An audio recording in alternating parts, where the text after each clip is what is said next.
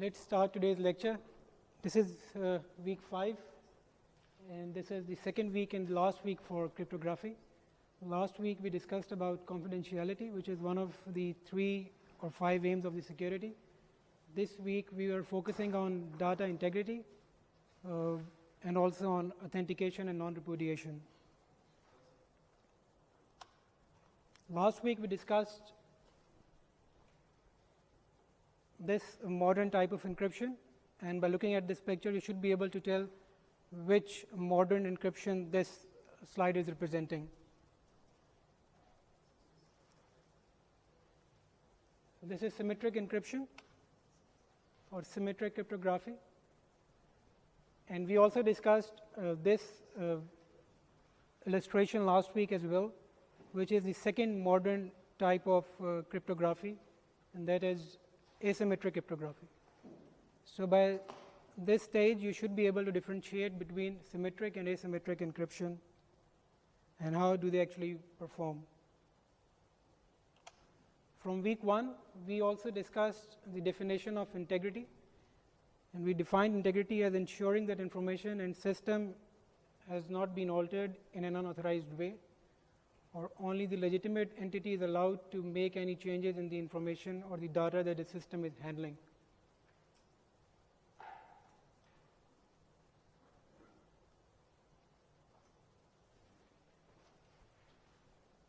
So why data integrity is important?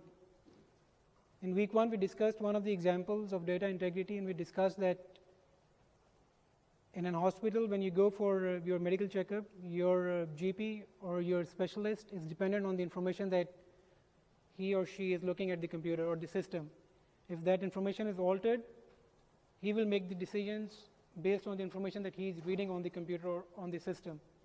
So if someone who was not authorized or illegally changes the medical history, the doctor will not be able to take the correct measures, or doctor will not be able to prescribe you the correct medicine.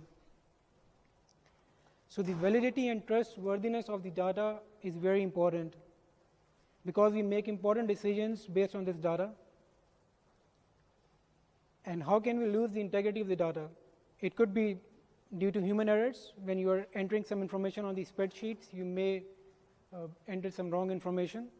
Could be typographical errors, could be a deliberate attempt. Data or information also gets corrupted when it is moving from point A to point B, which are known as our data transmission networks.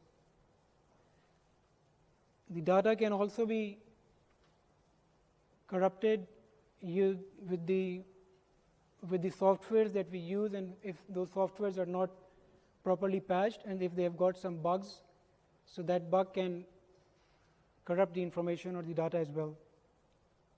Data can be corrupted with the assistance of malicious software. It could be because of hardware malfunctions. If you are working on a computer on your laptop and suddenly there is a power loss, your data might get corrupted because of that power or loss. And last but not the least, data can also be corrupted due to natural disasters. So data integrity is very important, and why it is important? Because all our decisions are being made on the basis of information that we are seeing on our systems. Last week we discussed about encryption, and encryption saves us from eavesdropping. Eavesdropping is the form of passive attack. But when we talk about data integrity or authentication, or to that effect non-repudiation, we are actually looking at the active attacks. And we can define active attacks as the falsification of data or the falsification of transactions. And protection against the active attacks is known as message or data authentication.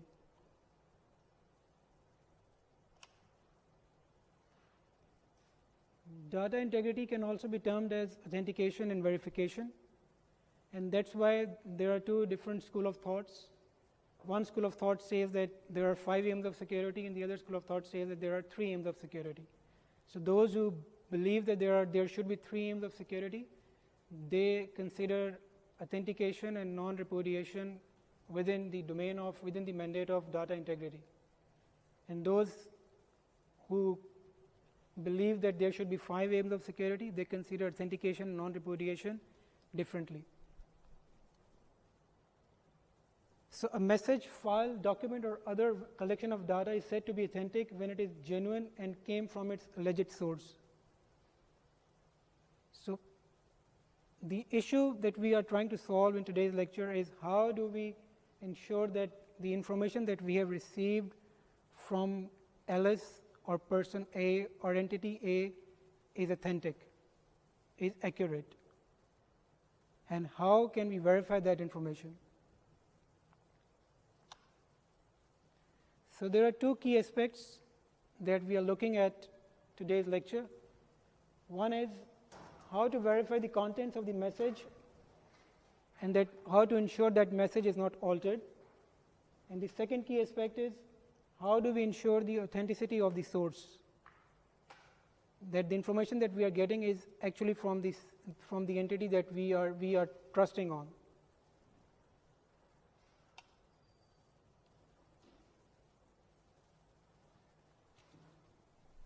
So to ensure this, to achieve these key aspects, one of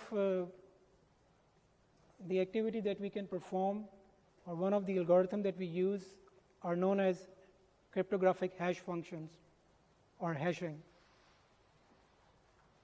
Cryptographic hash functions are a strong way of assuring the integrity of a digital object. A digital object could be a document, could be a software executable file, could be an audio file, a video file, any collection of bits.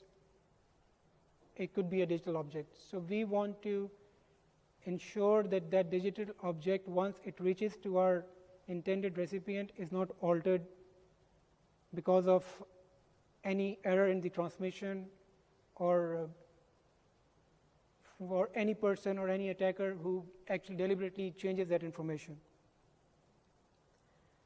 So what a hash algorithm does, it takes a variable length of data and produces a fixed length of data. That fixed length of data that the hash algorithm produces is known as hash, digest, or it can also be known as a fingerprint of that digital object.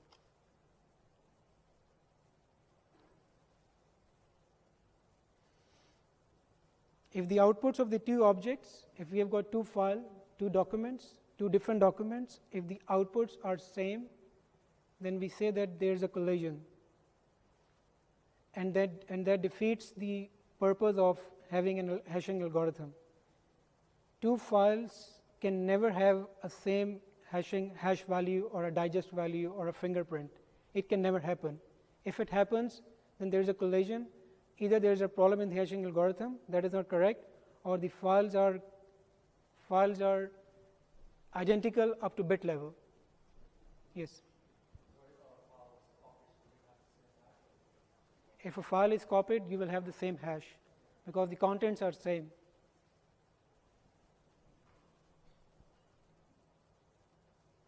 So look at the last point. If so much as 1 bit is different between the 2 objects, the outputs will be completely different. Copying a file will not change the digest value. Any change in the text that is there in the file, even if you add a single full stop, the digest value will be changed.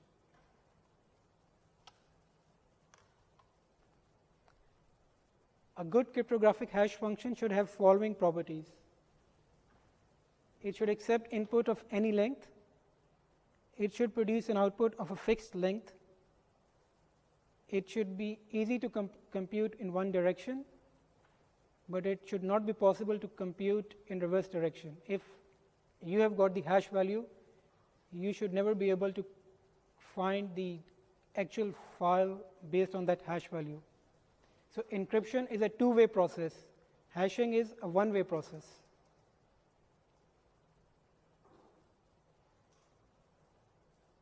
Digests of 2 different files, fingerprints of 2 different files can never be equal. And collision rate should be acceptably low or infeasible. And this terminology is known as strong collision resistant. A hashing algorithm should always be strong collision resistant. If someone asks you that how can you define a strong collision resistance, you should be able to tell that as an output of the the hashing algorithm, the collision rate should be acceptably low or infeasible. It should not be possible to have two different digital objects with the same hash value. This is a typical representation of a cryptographic hash function. You take one object, in this case it's a Word document, and you input this Word document into a hashing algorithm. We will discuss some of the hashing algorithm in the later slides, and you produce a fixed length of value, and this value is known as hash, digest, or fingerprint.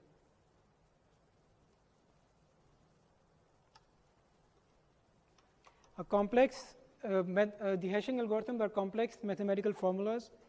We are not supposed to get into the mathematical calculations. All we need to know is that they perform some in-depth, some intensive mathematical calculation to produce this fixed length of output.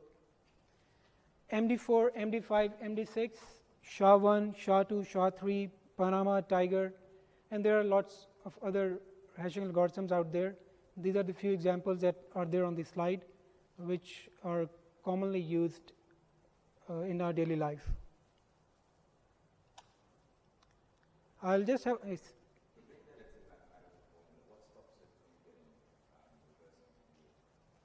because you're actually not encrypting the data, you're just taking out the hash value based on the information that is there in the document.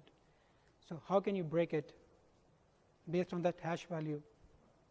How can you break? Yes, based on that output, you will never be able to find the information that was used to produce that output. That's why it is one of the properties that it can never be calculated in the reverse direction. And that's the difference between having an encryption and having a hashing algorithm. Encryption is a two-way process. You encrypt and then you decrypt, sometimes with the same key if we talk about symmetric encryption, and sometimes with a different key if we talk about asymmetric encryption. So there you have got a key. Based on using that key, you are able to decrypt that information. In hashing, you don't have any key. There's a mathematical calculation which is there in the MD5 or SHA-1, SHA-2 or SHA-3, and that based on that mathematical calculation, each and every character of that document that we have discussed in the previous slide produces a value, and that value is a fixed length. So based on that fixed length, it is never possible to produce the same plain text. You may have a collision. That's why we are getting into SHA-1, SHA-2 and SHA-3, because MD5, is it possible in MD5 to have that collision? But you cannot get the actual data back. That is the reason.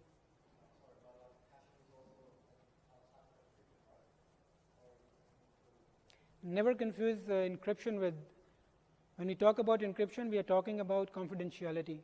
When we talk about hashing, we are talking about data integrity. So please never confuse yourself with these two concepts. I know if you go onto the internet, there are a number of documents that confuses you. But if you look at I would say the legitimate books or the good materials, they would always say that hashing and encryption are two different things. Encryption, we are trying to solve the issue of passive attacks. In hashing, we are trying to solve the issue of active attacks. Are you getting it? Encryption is a two-way process, hashing is a one-way process. Using encryption, you have got a key, or you have got a public-private key combination, you are able to decrypt that message. Using the hash value, digest value, you should never be able to retrieve the original text that was used to produce that hash value. So these two concepts can never be, they are altogether different concepts.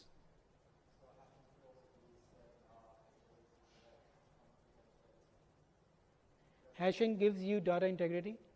Hashing never gives you confidentiality. Hashing can never give you, how can it give you confidentiality?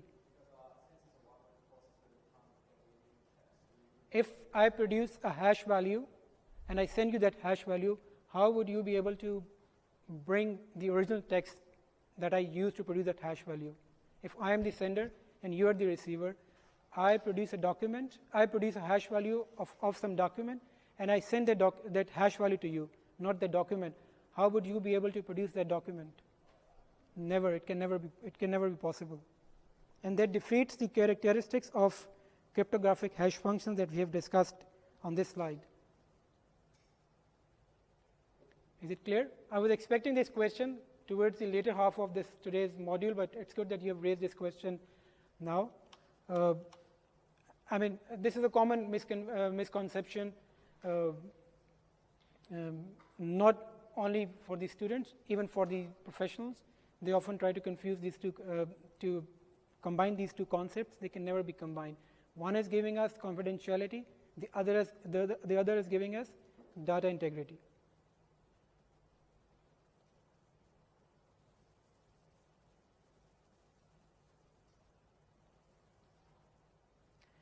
I can give you another example, assuming that everyone who is sitting here and who is listening to me is in the second semester. So I believe in the first semester, when you have submitted one of your assignment, your lecturer might have asked you to submit your MD5 hash value along with the assignment. If it's not the case, then you will find some of the lecturers who will ask you to submit your original assignment and your hash value, MD5 hash value of the assignment on Blackboard. So you are actually giving your lecturer, your marker, two different things. One, the original document, and the other is the hash value. If it was possible to retrieve the information from the hash value, why would your lecturer want you to submit the original document or the assignment document on Blackboard? Are you getting my point? So when you submit your document and the hash value, and if you get your marks back and you lose some marks on some of the information which you can claim that, I didn't submit this document, that document was altered because of some transmission errors, some network issues, what would happen then? You will go to your lecturer, you will ask him that this is the hash value that I gave you, and this is the document that you had when you marked my assignment. Just find the MD5 hash value and compare that hash value with the hash value that is there. So if those two hash values do not match, then it means that your document was corrupted during the transmission. When the point you submitted your assignment and the point it reached to your lecturer or to your marker, your document was corrupted in between.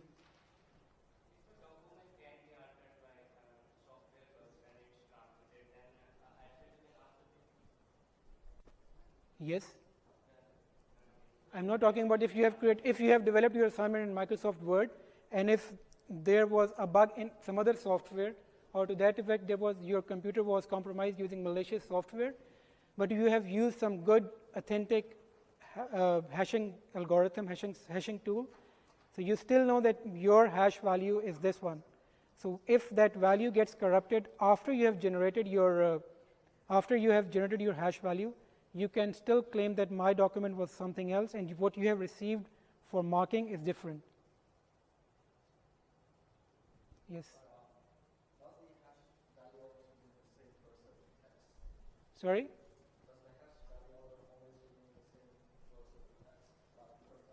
If the text is similar, the hash value will always be similar. If the text is different, the hash value will always change.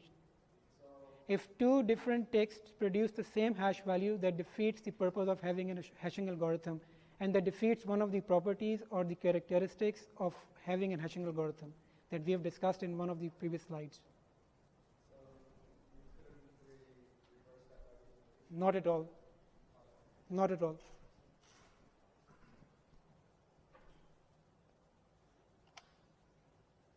The other hashing algorithm, MD5 value produces a fixed length of 128-bit hash value. It is considered academically broken, and that's where we switched to MD5 and SHA-1 and the other variants of SHA algorithm. The second algorithm that I want to discuss before I move on to the other bits of today's lecture is secure hash algorithm. It was developed by NSA and was approved by NIST as a standard. Unlike MD5, it produces a fixed length of 160 bits. It contains less implementation issues than MD5. It is computationally more intensive than MD5, and it was superseded by SHA-2 family, and SHA-2 had SHA-256, 384, and 512. This is one of the software tools that you are required to use in today's tutorial. HashCalc is one of the very famous tools which is freely available. And if you look at the slide, there are two different examples. Look at here. This is a test, and you are generating the MD5 value. This is a 128-bit value. This is SHA-1 value, which is 160-bit length, fixed length value of this text. This is a test. If you add this is a test again, you have just entered another few characters here. The MD5 value or the SHA-1 value or the other hashing algorithm that you have checked or that are checked on this slide are producing a different hash value.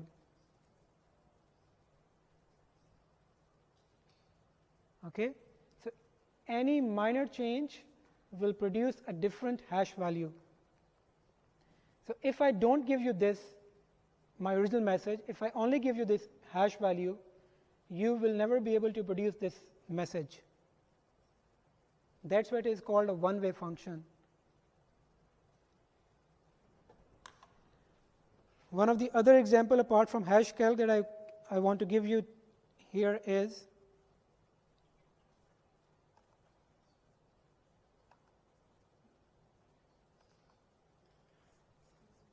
this is an online SHA-25 generator, and if I write something here,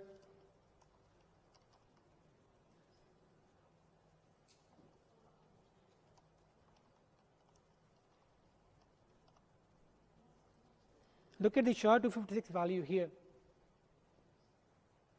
If I just add one single full stop here, the value gets changed. Not a single bit is being changed, the entire value is getting changed. If I add another full stop here, the entire value is again calculated and it gets changed here. Okay? If I write any random text like this here, with every character, the entire hash value gets changed. When you are writing here, focus on these values. So the complex mathematical formula that is running behind this SHA-256 hash is actually generating a new value with every single character, single value that you are entering here. Yes.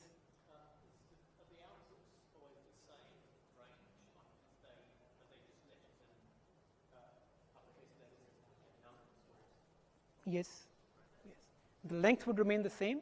The characters will be different. The length will always remain the same because it produces the fixed length value.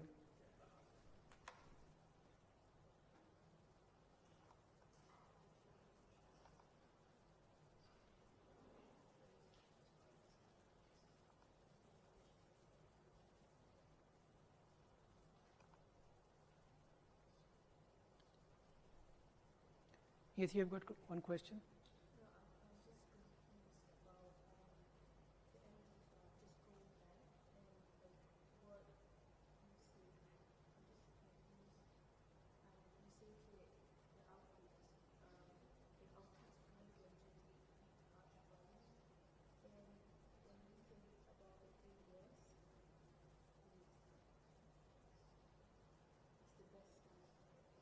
AES is an encryption algorithm. MD5 is a hashing algorithm, and we've discussed in detail the difference between the encryption and the hashing. Yes, please.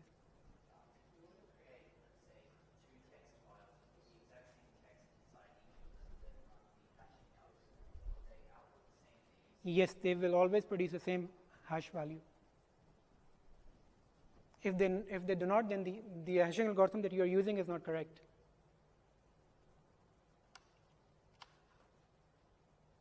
So what are hash function collisions? What is a collision in the hash function? To sum up this slide and the next few slides is if you have got if two different files produce the same hash value, then it becomes a collision. When two entirely different digital objects, we know what digital objects are, produce the same hash output, then it becomes a collision. And if there is a collision using the same hash algorithm, it is considered as a negative trait for that hashing algorithm that you are using. Hash algorithms must have a very low collision rate, or it can never have a collision. The probability of two objects with the same result in the same digest value is so small that it is not even worth considering.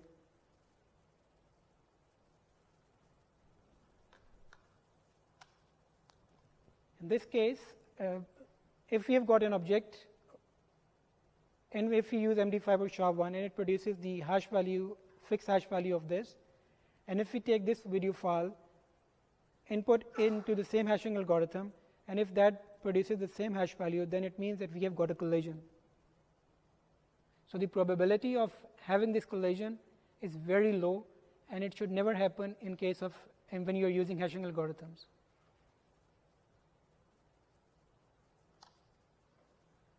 So what could be the real uses or real life implementation of hash functions?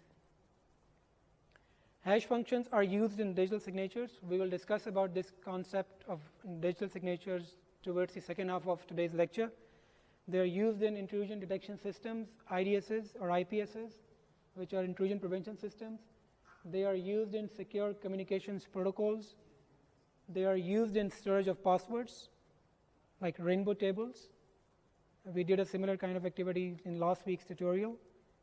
And they are used heavily used in the digital forensics field.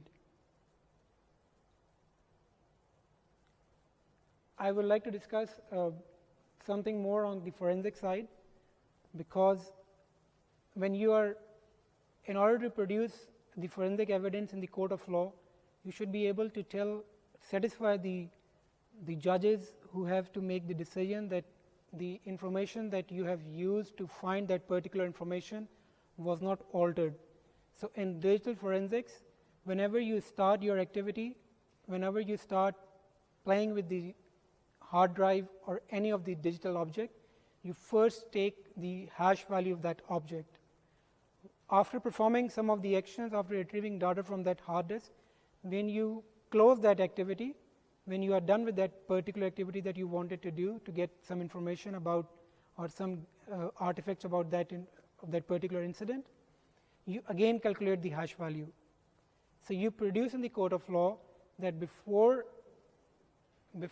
opening this particular hard drive or USB drive, I checked the hash value. The hash value was this. And after performing my activities on that hard drive, when I finished that activity, I again calculated the hash value using the same hash algorithm, and it produced the same hash value. If before and after the hash values are same, it means that you have not tampered or you have not altered the information. So you have maintained the integrity of the data. That is the single most important thing in digital forensics investigation.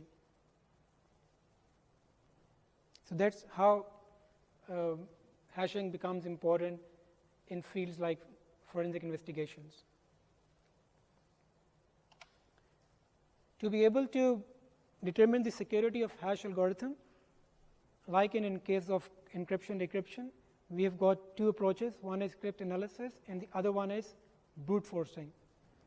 We know cryptanalysis, the concept is similar to what we discussed last week. Cryptanalysis of a hash function means that exploiting logical weaknesses of an algorithm.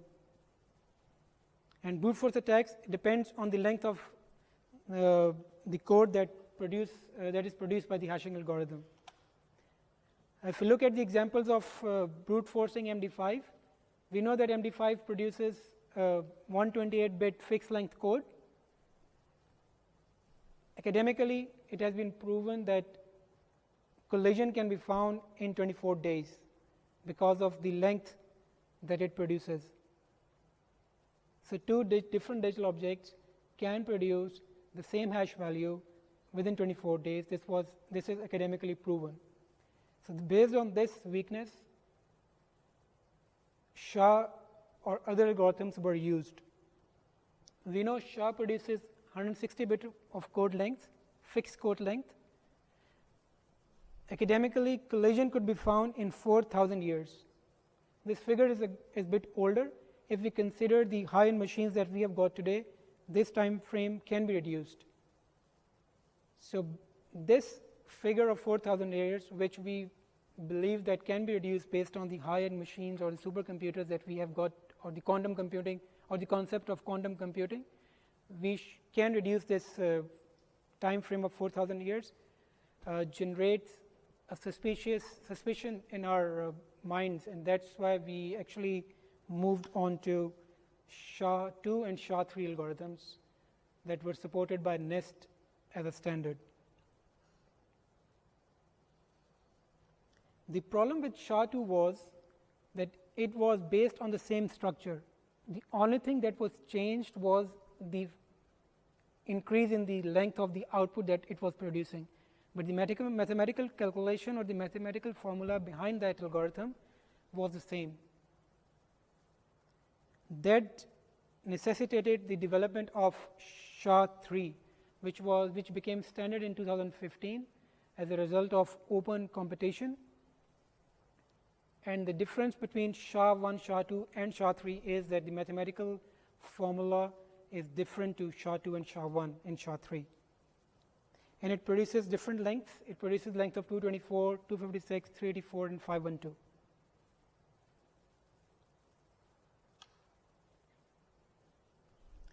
Up until now, we have discussed about the integrity of the data. How do we ensure the authenticity? So, one of the concepts that we use to ensure the authenticity alongside ensuring data integrity is known as HMAC, Hashed Message Authentication Codes.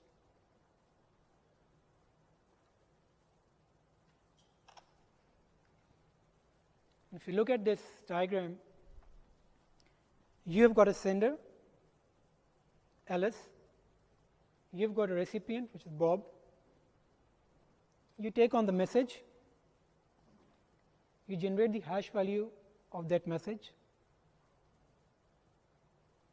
Then you've got a secret key. You input that secret key into that hash algorithm, the hash value, sorry, and you produces a message authentication code. I would repeat, you have taken the hash value of a message. We are not talking about the message itself. We want to ensure what we are trying to achieve here, authentication along with integrity. So, we are not sending any message at this stage in this slide. We have taken a message. We have generated the hash value of that message using SHA-1, SHA-2 or any of the hashing algorithm. Once you have got that hash value, you take your secret key, and then based on that secret key and that hash value, you produce an authentication code. Now, that authentication code is sent to the recipient, who is Bob, waiting for your message authentication code or MAC. As soon as Bob receives your message authentication code, if it is the same, it will reverse this process. Bob will reverse this process. Bob will use the same shared key and generate the hash value of that message.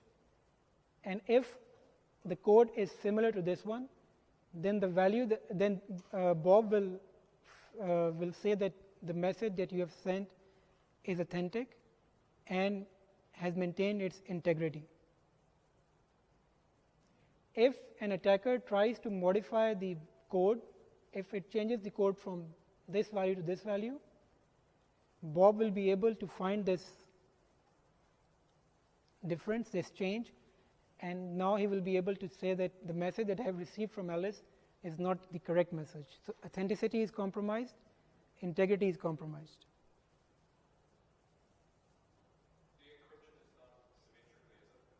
Yes, this was my question, which you have answered already before asking my question. So, can anyone tell me how this message has gone? Looking at whatever we have discussed in today's lecture, forgetting about what we discussed last week, how this message has been transferred from sender to recipient, or from Alice to Bob.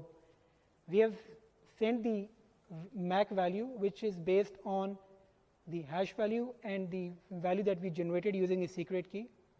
How this message has gone here? Can anyone tell me?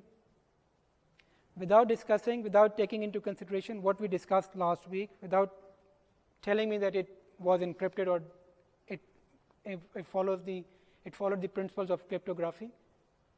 Looking at this slide, whatever we have discussed, all the mathematical calculations, all the steps that we wanted to ensure the authenticity and the integrity were performed here, and the message has been communicated here. So, how this message has been communicated?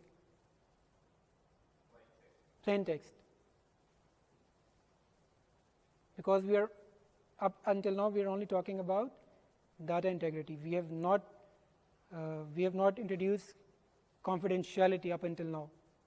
We will introduce confidentiality towards the second half of the lecture, but what we have discussed up until this slide is we are trying to achieve authentication and data integrity.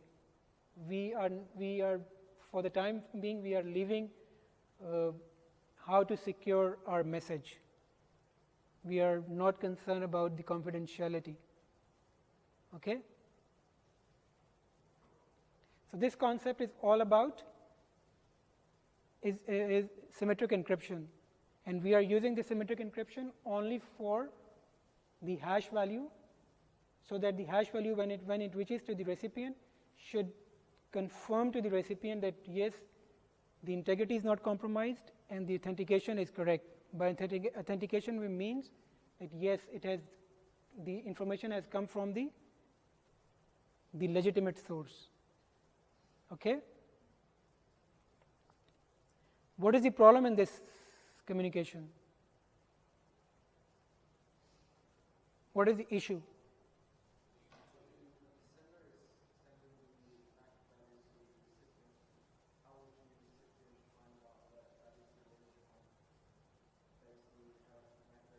Because the recipient has got the shared secret key, recipient has got the shared secret key, and recipient has got the hash value, and recipient has got the original message which was transmitted in plain text.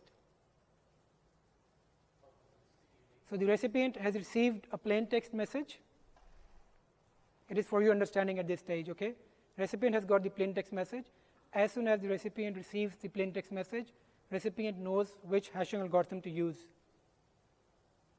So, if it was MD5, recipient will generate the MD5 hash value of that message. Okay?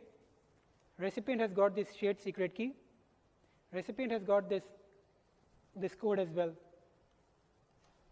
Recipient has got this code as well. So, recipient will take the hash value of this message. Recipient will take this secret key, and it will generate this MAC value and compare this MAC value to the original MAC value.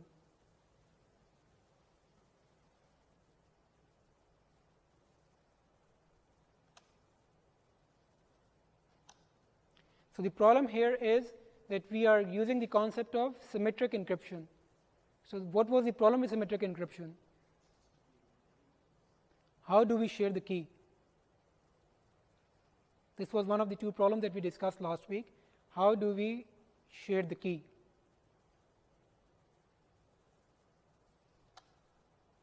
That takes us to another concept of signatures or digital signatures. So, what is a signature? We all know it is a physical visible mark on a document that only the authentic person can make.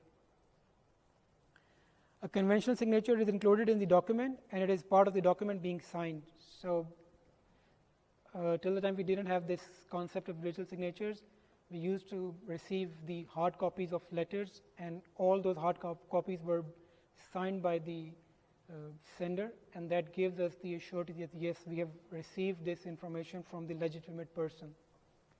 Or when there was no concept of credit cards or debit cards, when you used to sign the checks, you used to go to the bank, and the person who was sitting in the bank used to compare your signature with the signatures that you signed that you gave to the bank when you open your account. So if your signature matches, you were able to encash your check. So we all know what a signature is, and we all know how signatures work. But how do digital signatures work?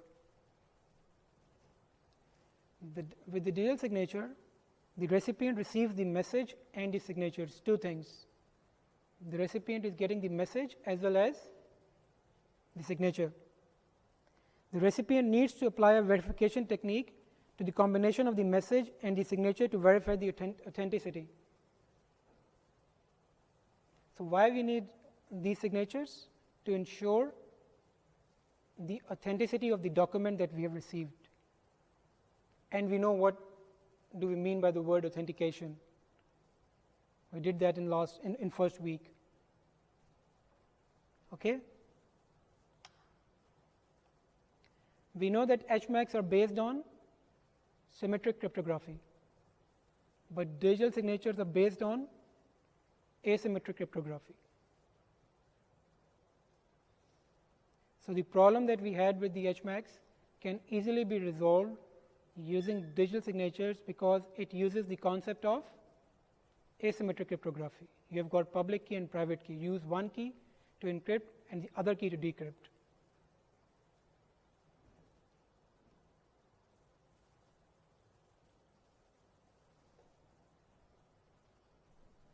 Why we use digital signatures? Because we want to make sure that the digital artifact that we are downloading from a website is authentic. If you are using an operating system like Windows, if you are using Android, or if you're using any application level software, as soon as you get any patch, any update, you want to be sure, you want to be authentic that this patch is from the legitimate source. You want to maintain that authentication. So to have that authentication, you have digital signatures. We use digital signatures. If we don't have that that confidence on that system patch, we can never be sure that whether this system patch has got the original source or it is being corrupted with the malicious software. We also need digital signatures because we want to make sure that we are connected to our bank. Whenever we do online banking, we exchange signatures, we exchange digital signatures. You do not know how do we exchange it, but your browser as a client exchange that signature before performing any transaction. So can you even tell me how do you find those signatures in your browser, those certificates? How can you see those signatures or those certificates?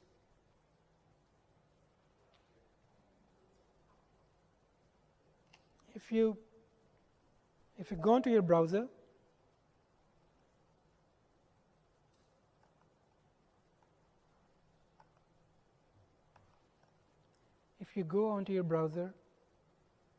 I'm using Chrome, it could be different for Firefox or Explorer. If you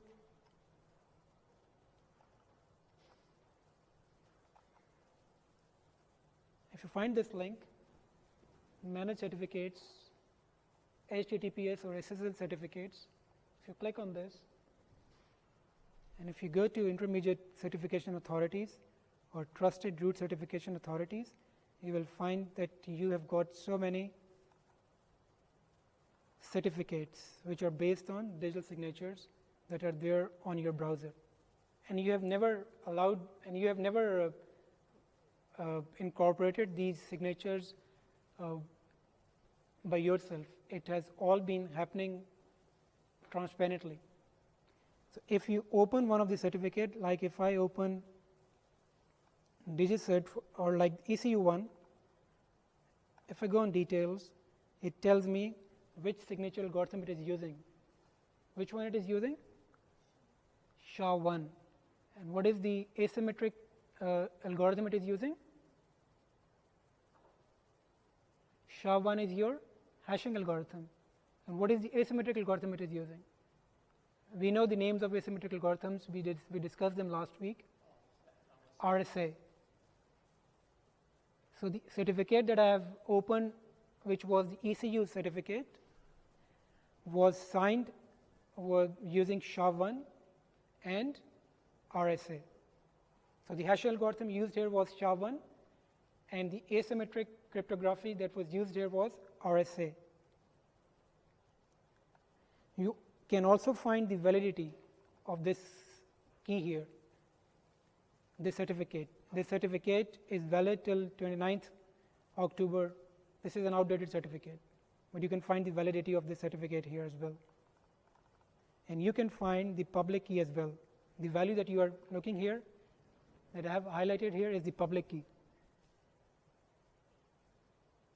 So, your digital signatures or your certificate will introduce, I will introduce the concept of certificate, which is based on the signatures in a later slide.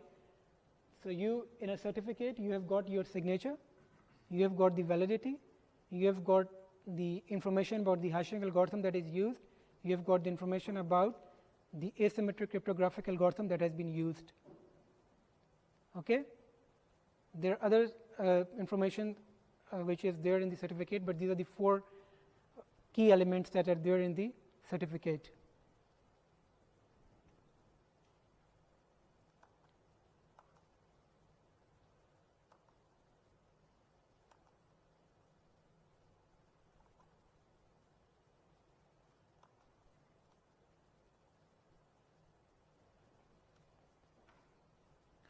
The process that is involved in digital signature is a sender uses signing algorithm to sign a message. Message and signature are sent to the receiver. The receiver receives the message and the signature and applies the verifying algorithm to the combination. If the result is true, the message is accepted, otherwise it is rejected. We are taking on the concept which we discussed in HMAC, but this time we are using a different cryptographic algorithm. In that case, we use symmetric. Here we are using asymmetric.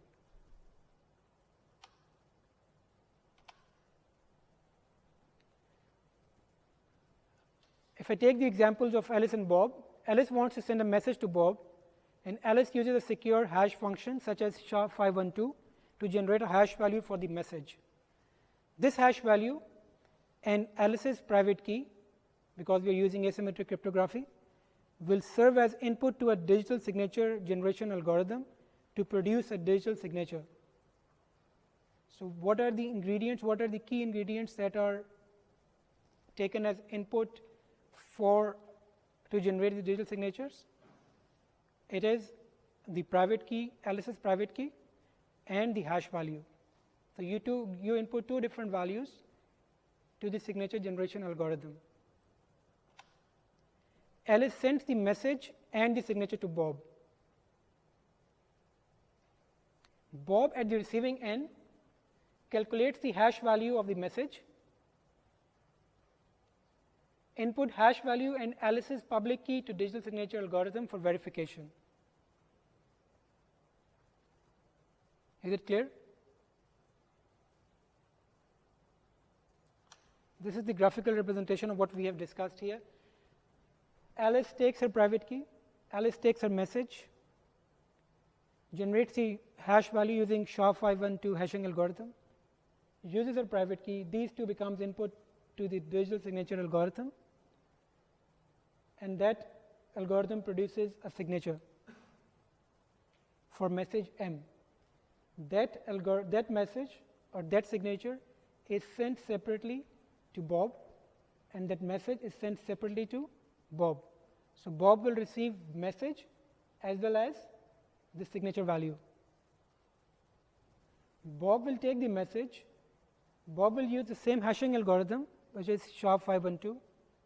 Bob will take the Alice's public key, which they have exchanged before initiating this transaction, and will use the same digital signature algorithm, and that will produce a value, signature value.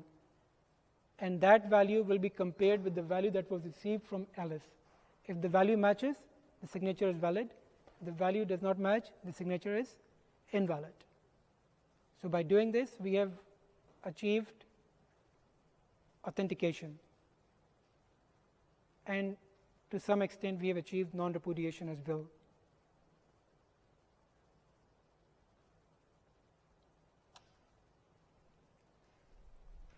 What is the problem with public key encryption? So we know hashing. We know how can we introduce symmetric concept of symmetric encryption to ensure authentication, and we know how can we use asymmetric encryption to ensure authentication. We know in general the concept of symmetric cryptography. We know in general the concept of asymmetric cryptography. We know the problem with symmetric cryptography, but we have not discussed yet the problem with asymmetric cryptography. So what is the problem with asymmetric cryptography?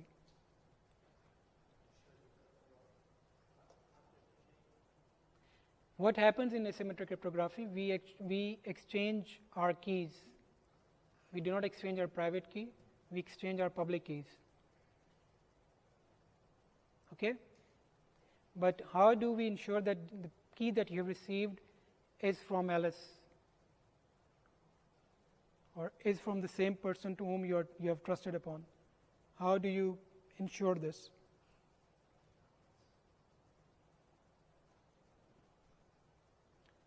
In public key encryption, a participant broadcasts his or her public key. Like Alice broadcasts her public key, Bob broadcasts his public key. But this broadcasting is prone to forgery. And what could be that forgery? Someone could pretend to be Bob and send a public key to other participants. Until Bob discovers, the forger will be able to read all encrypted messages intended for Bob and also compromise the authentication. Okay? So to overcome this issue, we introduce the concept of, or we use the concept of public key certificates or digital certificates. The example I showed you on the Chrome browser, where I discussed with you the certificates, were these certificates. So we want to develop a trust level. We want to have a hierarchy of trust that gives us the surety that this problem is not happening.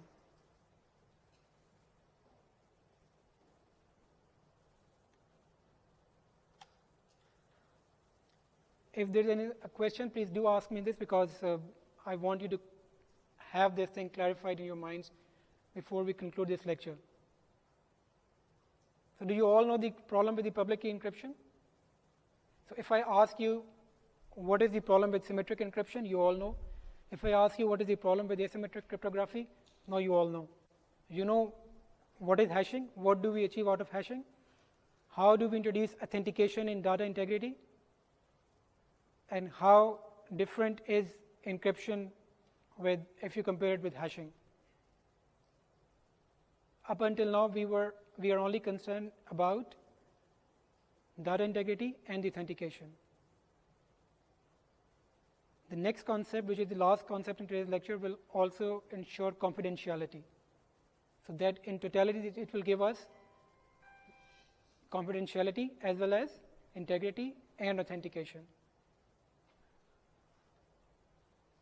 Yes?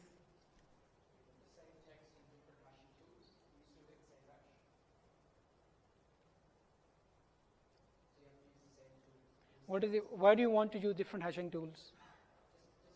I mean, if you want to test it, if you want to play around, it makes sense. But why do you want to play with to have two different tools? If you want to communicate between, if A and B wants to communicate between each other, they need to use same encryption algorithm, they need to use same hashing algorithm. I mean, this is the key component, you know, I mean, this is the key ingredient. You need to have the same, you need to tell the participant that, you know, we will be, whenever we will communicate, we will use this hashing algorithm. Whenever we will communicate, we will use this encryption algorithm. So we introduced, to overcome that problem, we introduced the concept of certificates. And certificates are introduced with the help of a third party on which we all trust.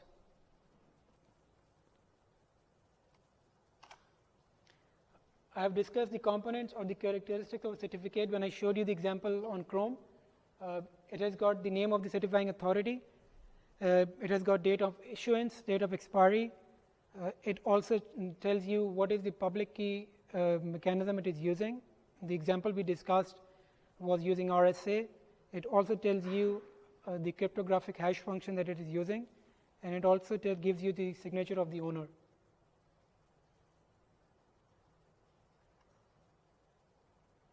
So the third party on whom we all trust is known as certificate authority, or CA. A user presents his or her public key to the authority, to that third entity, in a secure manner and obtain a signed certificate. So we have got a trusted party, which is a third entity. We give our public key in a secure manner, and as a result, we get a signed certificate from that third party. And then user publishes that certificate, and this concept is known as public key encryption, public key infrastructure, PKI. So instead of posting your public key on the web, you are uploading your certificate. That certificate has got all this information. So you are not producing only your, you're not uploading only your public key, you're uploading a certificate which contains all these information. Yes.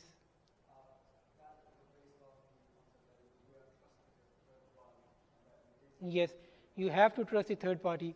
All, whatever you are doing in nowadays, all your bank transactions, they all are trusting on a third party.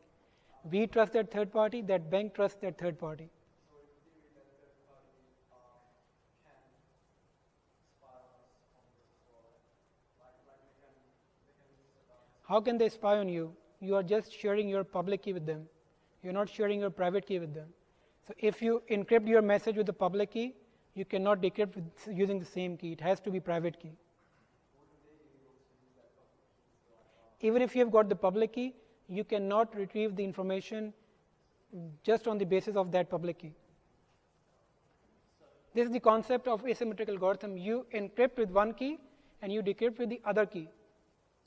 If you encrypt with public key, you will never be able to decrypt the message using the same public key. It has to be a private key. If you encrypt with the private key, it has to be a public key for decryption. It can never be same. You cannot use the same key for encryption and decryption.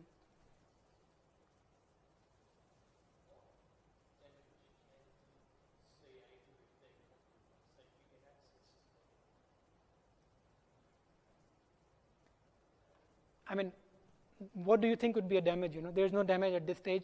We all are getting towards that stage. We all are using public key infrastructure.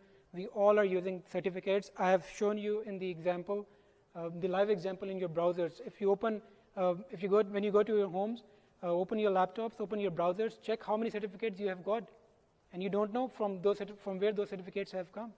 Whenever you access any HTTPS websites which supports SSL or TLS, transport layer security and secure socket layers, whenever you visit any of the HTTPS website, you exchange a certificate. Not you, your browser. Your browser is you. You are the client. Your browser is the client. Your client exchanges a certificate. It receives a certificate from the web server. And who is the entity who is managing all this? it is the certifying authority or the certificate authority. So even if you tell your certificate authority that this is your public key, it can never be possible to decrypt that information, because you encrypt with one key, you decrypt with other key. Yes.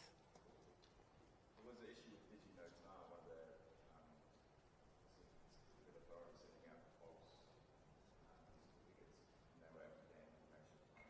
I mean, you have to trust on the certificate authority. This is the trust. That's why they've got, and they've got a goodwill in the market, in the industry. You know, VeriSign is one of the very famous organizations that is the certifying authority. We all trust on VeriSign.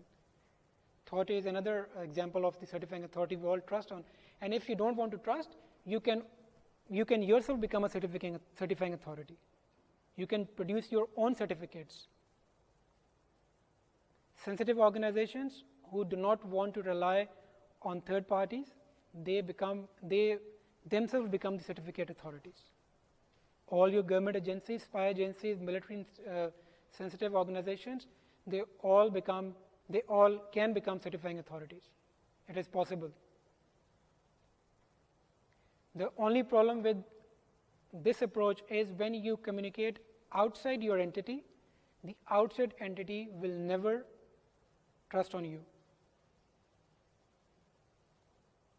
And I can give you my own personal life example. I was working in the industry, information security domain. We created our own PKI. We were the certifying authority. We were able to communicate within our organization or the organization which were working, which were having the same mandate, you know. But as soon as we wanted to talk or we wanted to communicate with the help of certificates to the organizations who were not dependent on us, who were independent organizations, they refused to use our certificates. And they asked us to go to a certifying authority, which we all trust, and give us the certificate from that certifying authority.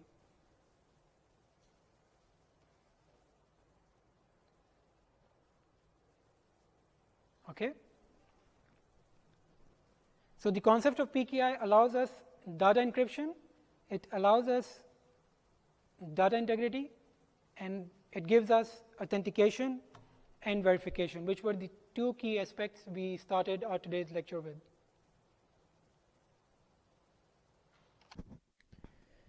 There are two scenarios that I have listed here. I will post these two slides. I'll update the slides by the end of the day today. And I just want you to understand the concept of PKI.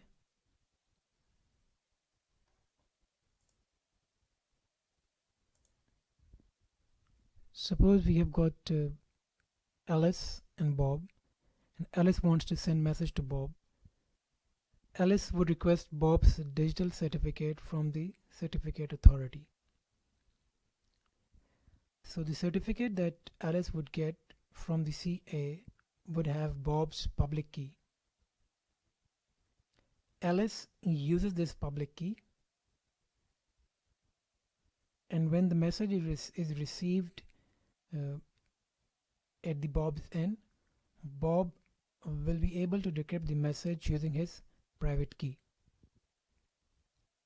So this scenario solves the problem of asymmetric encryption that we discussed in the previous slide. Look at this scenario.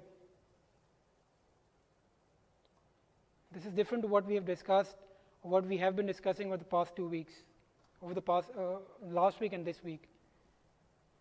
Alice signs a message using her own private key to prove messages originated from her. Bob would verify Alice by obtaining digital certificate from the certifying authority. The certifying authority has only got access to your public key. They do not have access to your private key. This would verify Alice's digital signature to Bob. So in the previous scenario, we were ensuring encryption, confidentiality. In this scenario, we are ensuring integrity and authentication.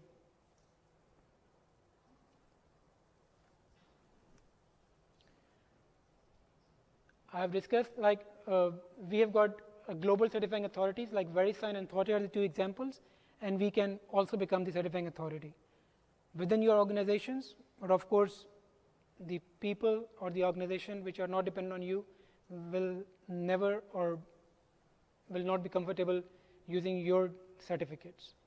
So that's why we have to rely on the global certifying authorities on which we all trust.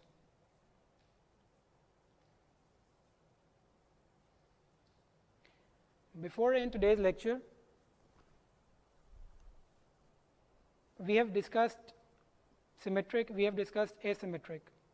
What is the key difference between symmetric and asymmetric? Other than that they use the public key, private key concept or secret key concept, what is the other difference?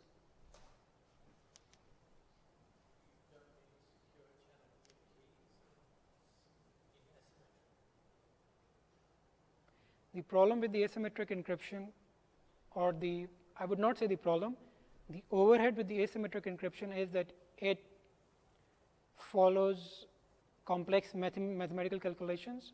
So the overhead is it becomes slow if you want to encrypt a large text of data. Okay? So the overhead, if we want to totally be dependent on asymmetric encryption, the problem is that when we have got a large volume of data, we will have the issue of slowness. Our process will become very slow. So what we can do to speed up this process?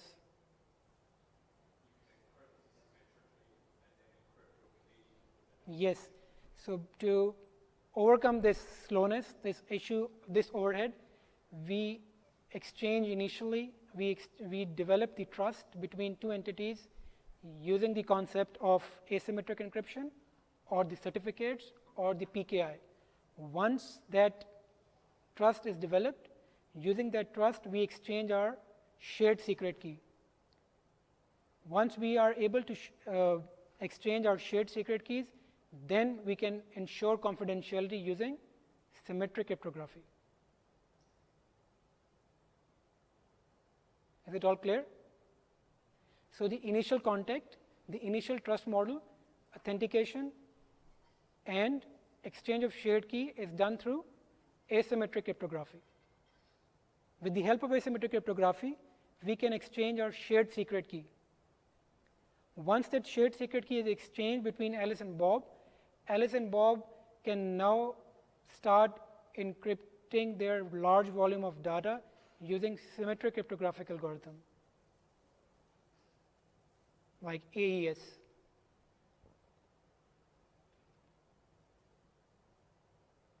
Okay? Is there any other question? The keys in those two separate processes, they'd be independent. Sorry? The keys in those, in like the symmetric and asymmetric process, they'd be independent of each other. They wouldn't be the same. Yes, you will exchange the shared secret key using public key, private key concept. You are exchanging you are achieving two things out of this certificate concept or the PKI concept. You are giving your shared secret key to the recipient, and you are ensuring verification or the authenticity of the user. So once you achieve these two goals, these two mandates, you are then allowed to exchange your messages, your information with the help of symmetric encryption. The only reason why we are doing it, because we want to speed up our process. We don't want our process to be slow.